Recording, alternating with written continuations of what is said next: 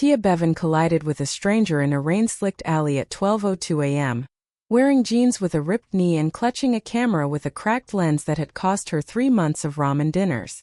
In exactly 4 minutes, black vans would flood this narrow passage, and men with guns would be hunting for her face. In exactly 2 hours, she would be standing on a penthouse balcony 50 floors above the city, staring down at the lights and realizing her invisible life had ended the second she tripped. But she didn't know any of that yet. Right now, she was just trying to get one decent shot of the midnight steam rising from the subway grates, the kind of atmospheric photo that might finally get her portfolio noticed by anyone who mattered. God, I hate this city, she thought, adjusting her camera strap for the 3rd time. Nothing like midnight to remind you exactly how forgettable you are. It wasn't the noise or the crowds or even the constant rejection emails. It was the way the whole world seemed to move around her, like she was a ghost they walked through without seeing. Just another face in 8 million. Another photographer with big dreams and empty pockets. Some people were meant to be seen. Some people were meant to disappear. The collision happened faster than her shutter speed. One moment she was backing up to frame the shot, the next she was slamming into someone's solid, expensive cologne leather jacket, the kind of presence that took up more space than his body did. Her camera swung wildly. Something clattered to the wet pavement between them. I'm so sorry, She looked up. The man staring down at her had eyes like black ice and a face she would never forget, even though every instinct screamed at her to run and forget she'd ever been in this alley. He wasn't looking at her with anger or annoyance. He was looking at her like he was doing calculations. Behind him, she caught a glimpse of another man sliding something into a briefcase. Money? Documents? The shadows swallowed the details, but she'd seen enough. She'd seen too much. Tia bent down, fingers numb, grabbing for her camera. Her hand closed around something else. Small, hard, metallic. She shoved it in her pocket without thinking. Focused only on getting her camera and getting out. She straightened, already backing away. I didn't see anything. I'm going. The stranger took one step forward. The rain turned his black hair to wet ink. Water dripped from his jaw. He leaned in, close enough that she could feel the heat of his breath against her cold ear, and his voice cut through the sound of rain like a blade. Follow me or else. If you're listening right now, help me prove something wrong.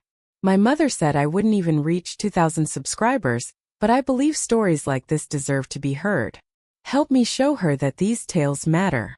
Please subscribe to 2,000 and let's keep breathing life into stories that were never meant to stay silent. Now let's continue. Lucas didn't wait for her to process the command. His hand closed around her wrist, not rough but absolute, and he pulled her deeper into the alley as the sound of engines rumbled closer. I don't understand, Tia stammered, her camera banging against her ribs. I didn't mean to. You have something that belongs to me. His voice was clinical, empty of emotion. And now they know you exist. The first bullet answered before she could ask who they were. It punched through a dumpster 3 feet to her left, metal shrieking. Tia's scream died in her throat as Lucas yanked her behind a brick wall, his body a shield she hadn't asked for. 3 black vans screeched into the alley's mouth, headlights cutting through the rain like searchlights hunting prey. When I move, you move, Lucas said, his hand still locked on her wrist. Don't think. Don't stop. Don't let go. This is insane. He moved. Tia's legs obeyed before her brain could catch up. They ran through a maze of fire escapes and overflowing trash, the city's forgotten arteries. Footsteps pounded behind them, shouting in a language she didn't recognize. Another gunshot cracked the night, and Tia felt the bullet's heat kiss past her shoulder. Lucas dragged her around a corner where a black Mercedes idled, engine purring, driver's door already open. He shoved her toward the passenger side with one hand while drawing a gun with the other, sleek, matte black, an extension of his arm. Get in. Tia's hand shook so badly she couldn't grip the door handle. Lucas fired twice over the car's roof without looking, and somewhere behind them a man screamed. The sound unlocked her frozen muscles. She threw herself into the leather seat. Lucas slid behind the wheel and the car launched forward before her door fully closed. The city became a blur of neon and rain. Red lights ignored. Corners taken at speeds that made her stomach lurch. In the rearview mirror, headlights followed like wolves. "The drive," Lucas said, his voice perfectly steady as he swerved around a taxi. "Give it to me. I don't know what your pocket. Left side. You picked it up when you fell." Tia's hand moved automatically to her pocket. Her fingers found the small metal object she'd grabbed in her panic. She pulled it out. A sleek encrypted drive no bigger than her thumb, with a red light blinking like a heartbeat. "I didn't know," she whispered. "I thought it was." "It doesn't matter what you thought." Lucas took a corner so hard she slammed against the door. "You saw my face. You have my property. And the ravenous syndicate just watched you run with me." He glanced at her for the first time since the car started moving, and his eyes were the coldest thing she'd ever seen. "Congratulations. You're officially dead if you leave my sight." The city blurred past, and Tia realized she was holding her cracked camera in one hand and someone else's life in the other. The elevator rose so fast Tia's ears popped. Lucas stood beside her in perfect stillness, blood on his collar, gun returned to wherever he kept it hidden. The encrypted drive sat in his palm now, that red light still pulsing. "Where are we going?" Her voice sounded small in the mirrored box.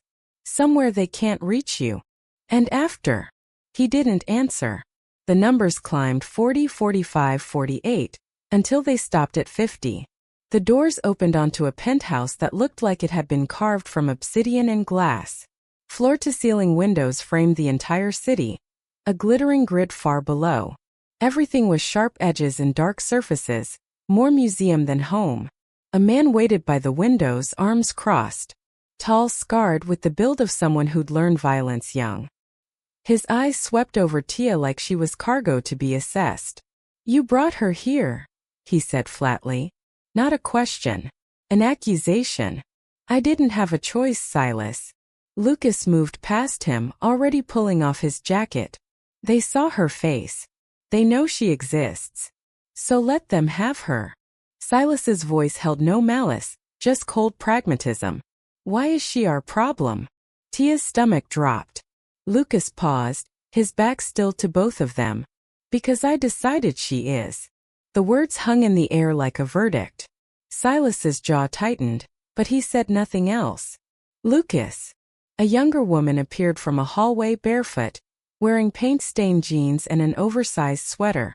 She couldn't have been more than 19, with Lucas's dark eyes but none of his ice. "Oh my God, who's this? Did you actually bring someone home?" "Mia, not now." "She looks terrified." Mia walked right up to Tia, studying her with open curiosity. "Are you terrified? You're shaking." "Silas, get her something warm to drink. She's soaked." "She's a liability," Silas muttered, but he moved toward what Tia assumed was a kitchen. "She's a person." Mia's smile was genuine, warm in a way that felt impossible in this cold space. "I'm Mia, Lucas's sister. And you are?" "Tia." The name came out as a whisper. "Tia Bevan." "Okay, Tia Bevan. Welcome to the glass cage." Mia gestured at the windows, the view, the gleaming prison of luxury.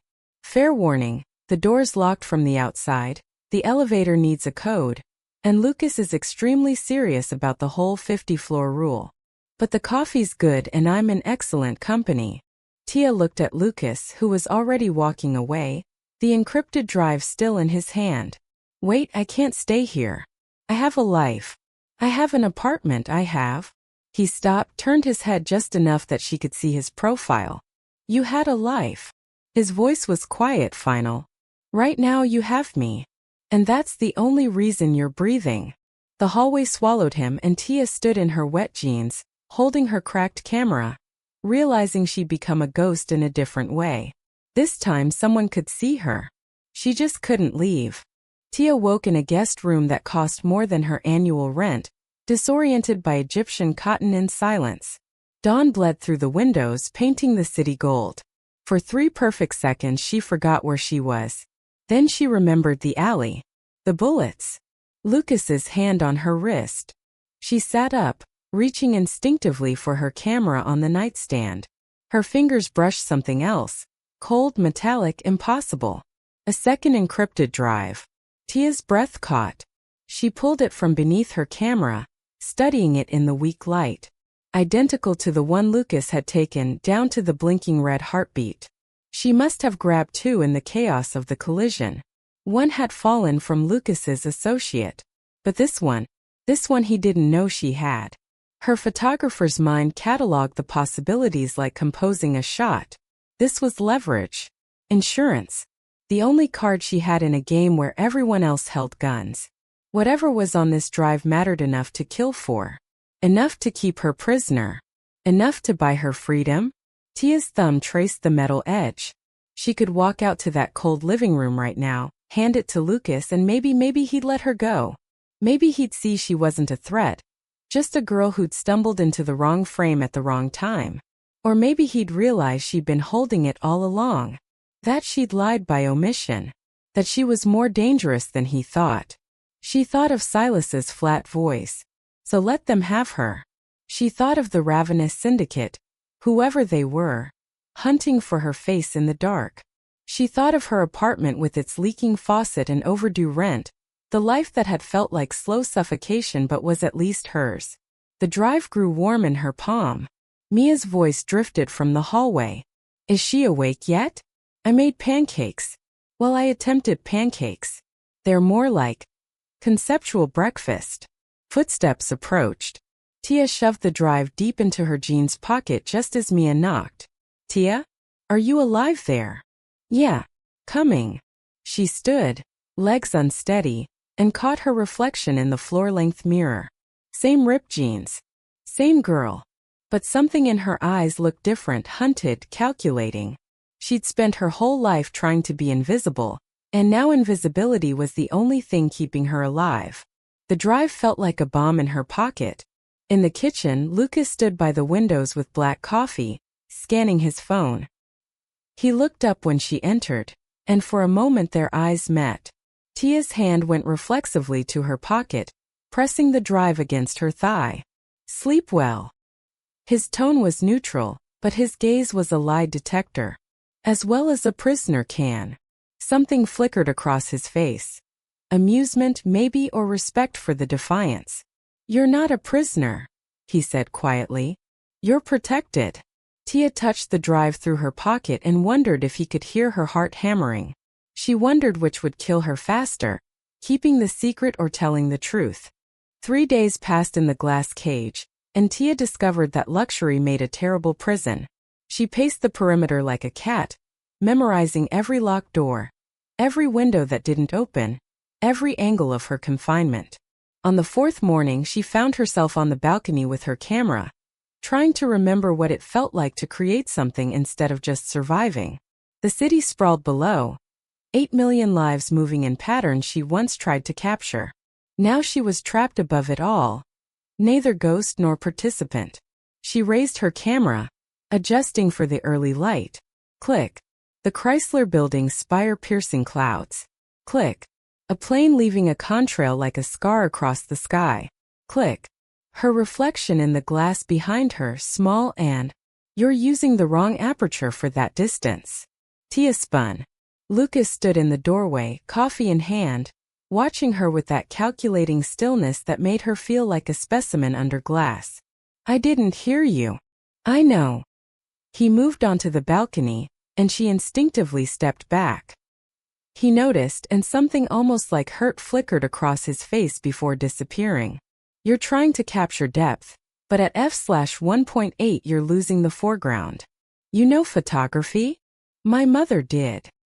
He leaned against the railing, looking out at the city instead of her. She used to say a good photograph wasn't about what you saw.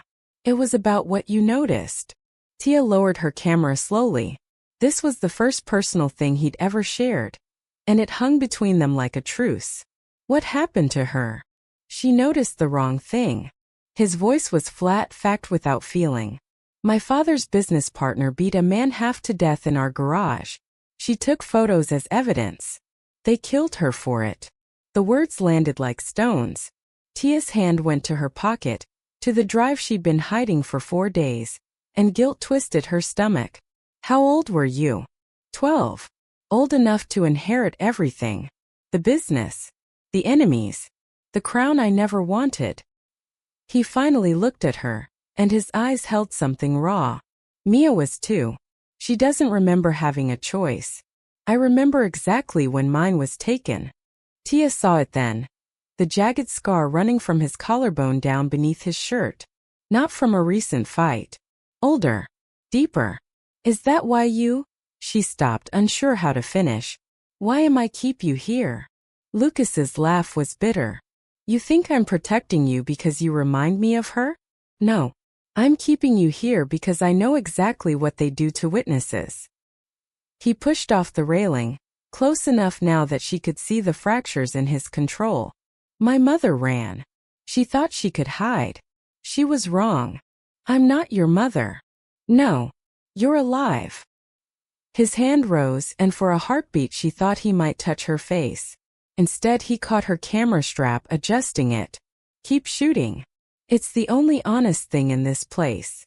He walked away, and Tia stood clutching her camera and her secret, realizing the monster was just a boy who'd learned to bite first. The dress appeared on her bed like a dark promise, midnight blue silk that caught light like water, cut to transform her invisible body into something worth seeing. A note lay beside it in sharp, angular handwriting. Wear this tonight. Non-negotiable. Tia found Lucas in his office. The encrypted drive she'd given him now connected to 3 monitors displaying code she couldn't decipher. I'm not going anywhere with you. Yes, you are. He didn't look up from the screens. There's a charity gala at the Waldorf.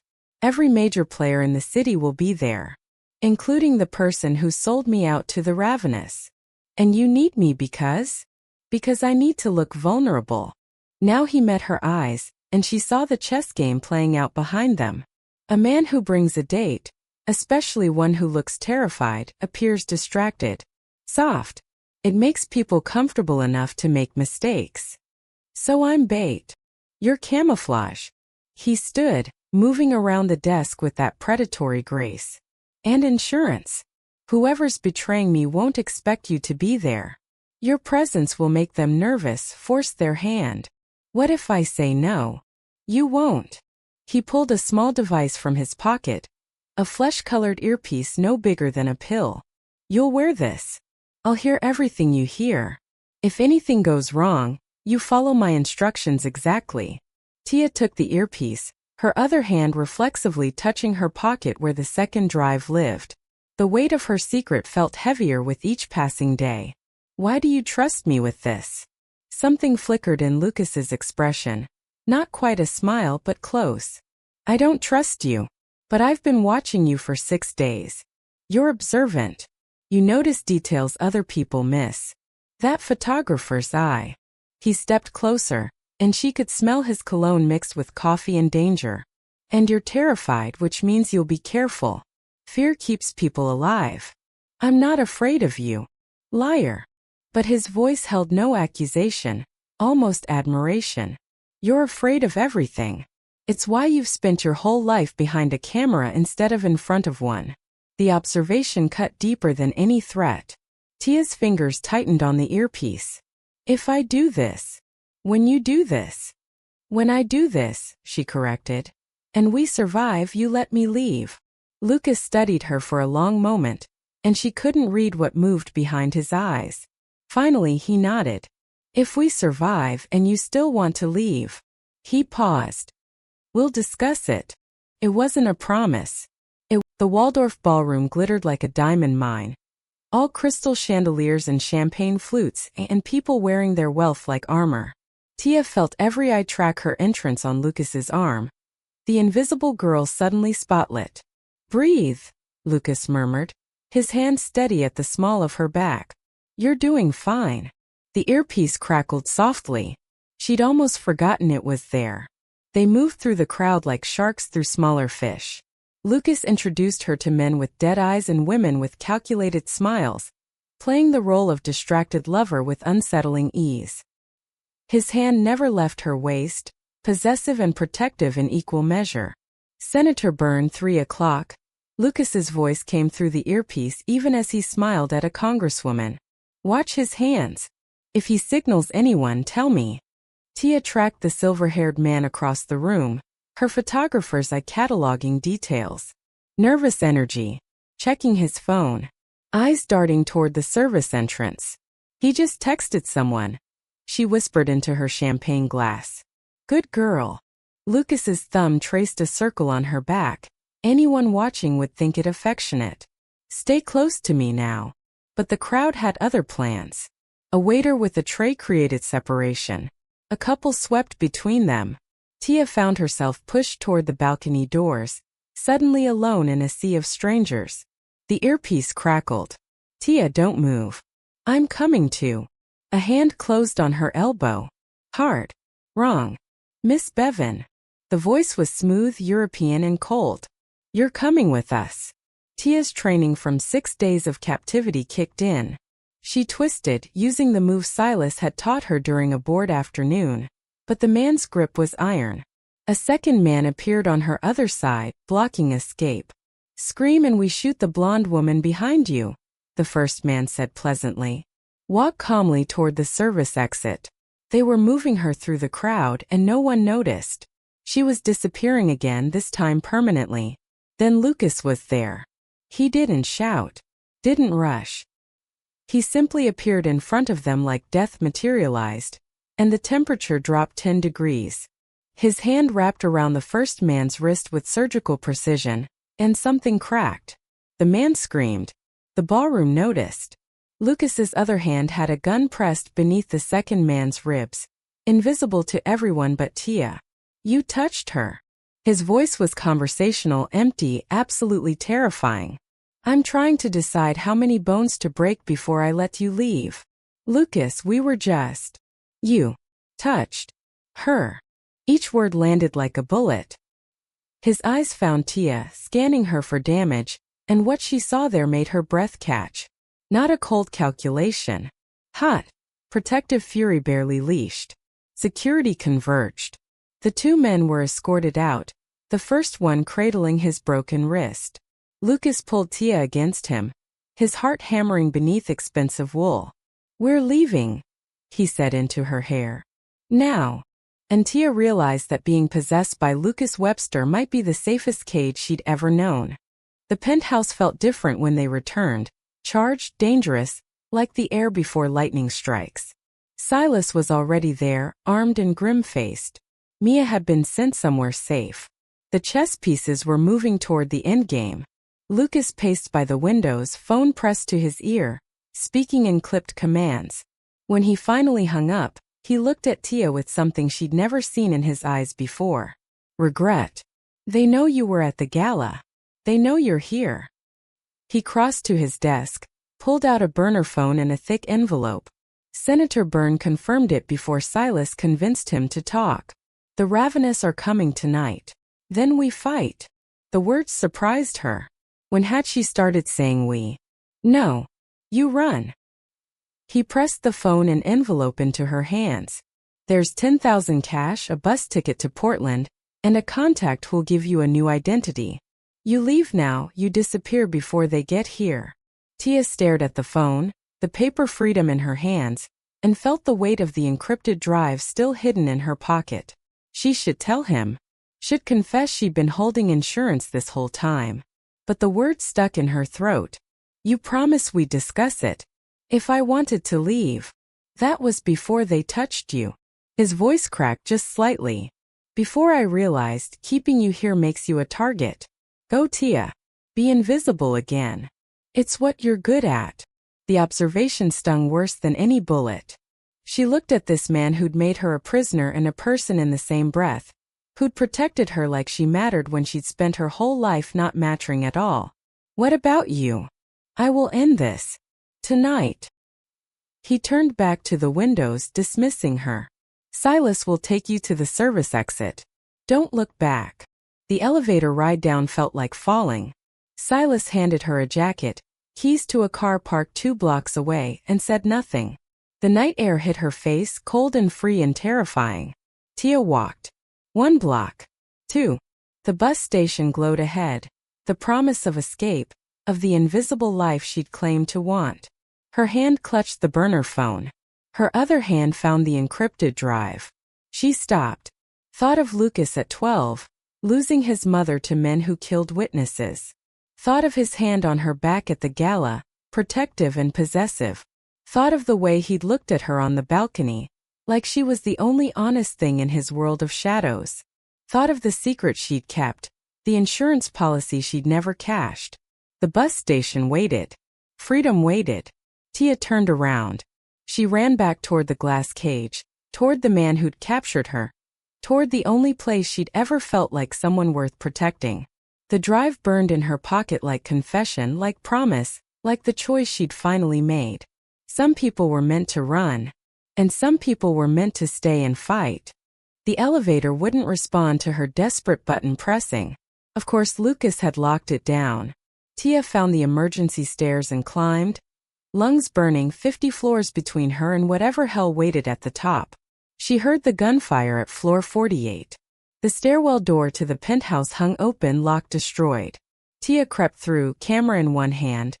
She grabbed it from the car on instinct, the other reaching for the drive in her pocket. The lights were out. Emergency backup cast everything in red. Bodies in the hallway. Not Lucas's people. Not yet. She found Silas in the living room, bleeding from his shoulder, pinned behind the overturned couch. 3 men advanced on his position, weapons raised. Beyond them, through the shattered glass, Lucas fought 2 more on the balcony with brutal efficiency. Nobody noticed the girl with the camera. Tia's photographer's brain calculated angles, light, and opportunity. She raised her camera, switched to flash mode, and thought of her mother's advice that Lucas had quoted. It's not about what you see. It's about what you notice. She noticed the lead assassin's eyes adjusting to darkness. Click. The flash exploded like a flashbang in the dim room. The man screamed, blinded, firing wild. Silas used the opening to put 2 bullets in him. The other men spun toward Tia, and terror froze her legs. Then Lucas was there, appearing from the balcony like vengeance itself. He moved through the remaining attackers with cold precision, disarm, break, neutralize. It was beautiful and terrible. A dance she captured in 3 more flashes without thinking. The last man fell. Silence crashed over the penthouse except for ragged breathing. Lucas stood in the center of the carnage, blood on his hands, not all his own, and found Tia across the room. You came back. Not a question. An accusation laced with wonder. I couldn't, her voice broke. I tried to leave and I couldn't. He crossed to her in 3 strides, hands cupping her face, checking for injuries with desperate precision. You were supposed to run. You were supposed to be safe. I was safer here. The truth of it hit her as she said it. With you. Something in Lucas cracked open. He pulled her against him, and she felt his heart hammering, felt the tremor in his hands that battle hadn't caused. You're insane, he breathed into her hair.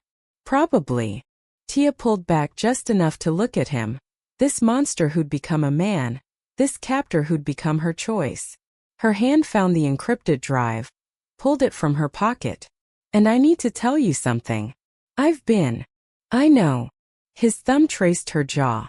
I've known since day 2. You're terrible at hiding things. You knew? But you never. I was waiting to see what you'd do with it. His smile was slight, genuine. Turns out you chose to come back instead of selling me out. That's worth more than whatever's on that drive. Tia looked at the drive between them, the secret that had stopped being leveraged the moment she turned around at the bus station. So what now? Lucas took the drive, tossed it onto the demolished couch without looking. Now you stay. Not as a prisoner. As someone I trust. The adrenaline faded and Lucas swayed. Tia caught his arm, felt the warm wetness spreading through his shirt. Blood. Too much blood. You're hurt. I'm functional.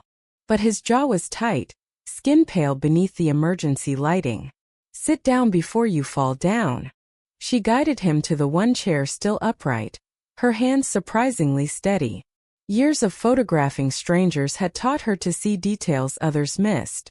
Now she saw the knife wound beneath his ribs. shallow but bleeding freely. Silas appeared with a medical kit, his own shoulder wrapped in gauze. "I'll handle it." "No." Tia took the kit from him. "I've got it."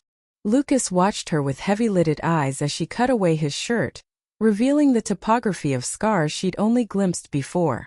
Some are old, some fresh. A life written in violence across skin.